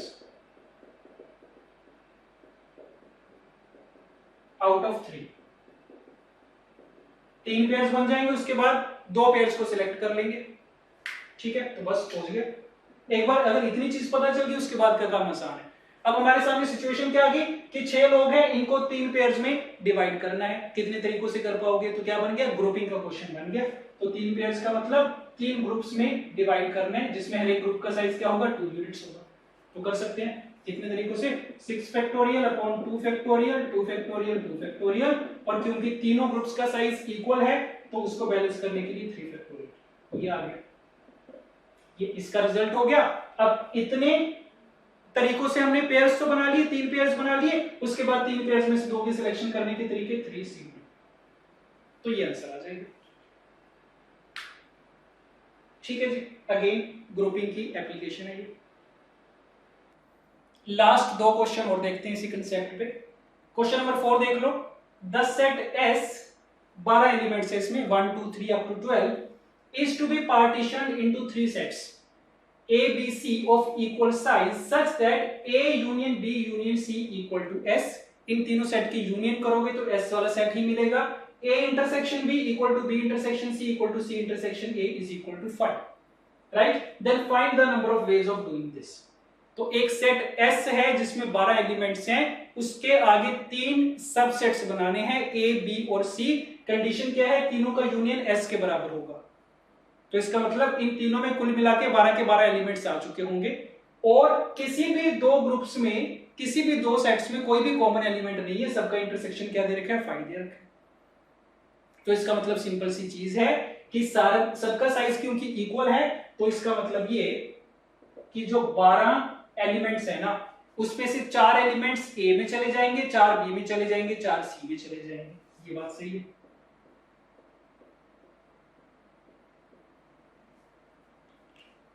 ठीक बात है। और ये चारों सारे के सारे क्या होंगे, डिस्टिंक्ट एलिमेंट्स होंगे। तो 12 डिस्टिंक्ट एलिमेंट्स थे 1 से लेके 12 तक। इन 12 में से 4 को सेट A में भेज दो, 4 को सेट B में, 4 को सेट C में। इससे एक तो ये इंश्योर हो गया कि किसी में भी कोई कॉमन एलिमेंट नहीं आएगा। क्यों? क्योंकि इसमें चारों अलग है, इसमें चारों अलग है, इसमें चारों अलग है, तो कोई भी इंटरसेक्शन किसी के नहीं बन पाएगी। और ये भी इंश्योर हो जाएगा कि इनकी सबकी अगर तुम यूनियन करोगे तो यही वाला सेट मिल जाएगा, 12 के 12 एलिमेंट्स मिल जाएंगे। तो बेसिकली इस पूरी स्टेटमेंट से हमें इसका जो ट्रांसलेशन होके आया ना, वो यही आया कि टोटल 12 डिफरेंट ऑब्जेक्ट्स हैं, इनको 3 ग्रुप्स में डिवाइड करना है, हर एक ग्रुप का साइज क्या होगा, 4 यूनिट्स के बराबर होगा। तो एक बार अगर तुमने ग्रुपिंग कर ली, 3 तरीकों से इसको ग्रुप में डिवाइड कर पाए, उसके बाद क्या करेंगे, इन 3 ग्रुप्स को आगे इन 3 सेट्स में A, B और C में डिस्ट्रीब्यूट करवा दिया जाएगा। ठीक बात है। तो हर एक सेट में 4-4 ऑब्जेक्ट्स जाएंगे। तो इसका मतलब बेसिकली कि 12 ऑब्जेक्ट्स को 3 सेट्स में या फिर 3 लोगों में हमें डिस्ट्रीब्यूट करना है, ताकि हर एक बंदे को इक्वल नंबर ऑफ ऑब्जेक्ट्स मिले। तो पहला काम क्या करेंगे, ग्रुपिंग करेंगे, एक बार 3 ग्रुप्स बन गए, उसके बाद क्या कर देंगे, डिस्ट्रीब्यूशन कर देंगे। तो बिल्कुल डायरेक्ट क्वेश्चन है। तो कितना आ जाएगा ये, 12 का फैक्टोरियल अपॉन 4 फैक्टोरियल की पावर 3। 3 ग्रुप्स हैं जिनका साइज इक्वल है, तो 3 फैक्टोरियल से डिवाइड हो जाएगा। ग्रुपिंग कंप्लीट हो चुकी है, 3 ग्रुप्स बनने के बाद क्या करना पड़ेगा, उनको आगे 3 सेट्स में डिस्ट्रीब्यूट करना पड़ेगा, तो इनटू 3 फैक्टोरियल हो गया उसका। तो बस यही आ गया 12 factorial upon 4 factorial two the power 3। ठीक है जी, ओके। ये लास्ट क्वेश्चन कर लो, जेईई 2012 का क्वेश्चन है, स्टेटमेंट रीड करो, ट्राई करो। क्वेश्चन नंबर 5, तो देखते हैं क्या लिखा गया। Find the number of ways in which 5 balls of different colors can be distributed among 3 persons such that each person gets at least 1 ball। ठीक है, 5 बॉल्स हैं, उनको 3 लोगों में डिस्ट्रीब्यूट करना है, डिफरेंट बॉल्स हैं सारी। कंडीशन क्या है, हर एक बंदे को कम से कम 1 बॉल जानी चाहिए। तो वही काम करेंगे, पहले क्या करो, डिस्ट्रीब्यूशन से पहले ग्रुपिंग कर लो उनकी, और देख लो कितने तरीकों से तुम ग्रुपिंग कर सकते हो ताकि ये वाली कंडीशन फुलफिल हो जाए। एक बार ग्रुपिंग करनी आ गई, उसके बाद रिजल्ट लगा देंगे डायरेक्टली ग्रुपिंग का। ठीक है, तो देख लो कितने कितने साइज के ग्रुप बनाए जा सकते हैं। 5 चीजें हैं, 3 ग्रुप्स में डिवाइड करनी है, हर एक ग्रुप में कम से कम 1 ऑब्जेक्ट होना चाहिए। तो या तो ये वाला केस बनेगा 1 1 3, ये बन सकता है। और कौन सा केस बन सकता है, क्या लगता है, 1 2 2, ये बन सकता है। इसके अलावा और कोई बन पाएगा क्या, तो और कोई केस नहीं बन सकता। तो समझ में आ रहा है कि अगर ये वाली कंडीशन फुलफिल होनी है तो या तो इन 3 साइज के ग्रुप्स बना लो, उनको आगे डिस्ट्रीब्यूट कर देंगे 3 लोगों में, या फिर इन 3 साइज के ग्रुप्स बना लो, इनको डिस्ट्रीब्यूट कर देंगे। तो बेसिकली 2 केसेस बन रहे हैं, केस 1 एंड केस 2। केस 1 के corresponding number of ways of distribution निकालो, केस 2 के कोरस्पोंडिंग निकालो, दोनों को ऐड कर दिया जाएगा। ठीक है, तो कर लेते हैं इसको फटाफट। तो कितना आ जाएगा, this is 5 factorial 1 factorial into 3 factorial, क्योंकि ये 2 ग्रुप का साइज इक्वल है उसके कारण 2 फैक्टोरियल करना पड़ेगा, और आगे 3 बंदों में डिस्ट्रीब्यूट करना है तो इनटू 3 फैक्टोरियल करना पड़ेगा। तो कितना आ गया, 3 फैक्टोरियल कैंसिल आउट, 120 अपॉन 2 कितना 60, ये हो गया। केस नंबर 2 पे आ जाओ, कितना बनेगा ये, 5 factorial upon 2 factorial into 3 factorial, sorry 2 factorial into 2 factorial, और 2 ग्रुप का साइज इक्वल, तो 1 2 फैक्टोरियल और आ गया, आगे 3 बंदों में डिस्ट्रीब्यूट करना है, 3 फैक्टोरियल आ गया। ठीक बात है, तो देख लो कितना बनेगा ये, तो ये कितना 2 इंटू 2 इंटू 2, ये हो गया 8। ठीक है, तो 120 अपॉन 8 इंटू 6, तो ये कितना हो गया 15, 15 इंटू 6 इज 90, तो टोटल कितना आ गया 90 प्लस 60 कर देंगे, 150 आंसर आ जाएगी। राइट, सो ऑप्शन बी आ गया। तो जब भी डिफरेंट ऑब्जेक्ट्स हैं उनकी डिस्ट्रीब्यूशन करनी है तुम्हें आगे, तो हम क्या कर सकते हैं, ग्रुपिंग की हेल्प ले सकते हैं। और एक बार अगर ये पता चल गया कि कौन कौन से साइज के ग्रुप्स बना सकते हैं, एक बार केसेस तुम्हें पता चल गए, उसके बाद तो डायरेक्ट रिजल्ट लगा के कैलकुलेशन करनी है और कुछ नहीं है इसमें। ठीक है जी, तो इसी के साथ ग्रुपिंग वाला कंसेप्ट इज कंप्लीट। ठीक है, नेक्स्ट लेक्चर में नया टॉपिक स्टार्ट करेंगे।